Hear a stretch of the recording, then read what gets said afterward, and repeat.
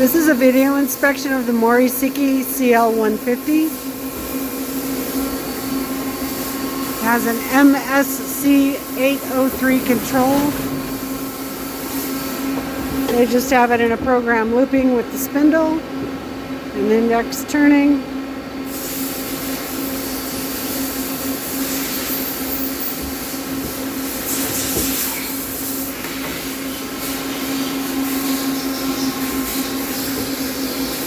This concludes our video.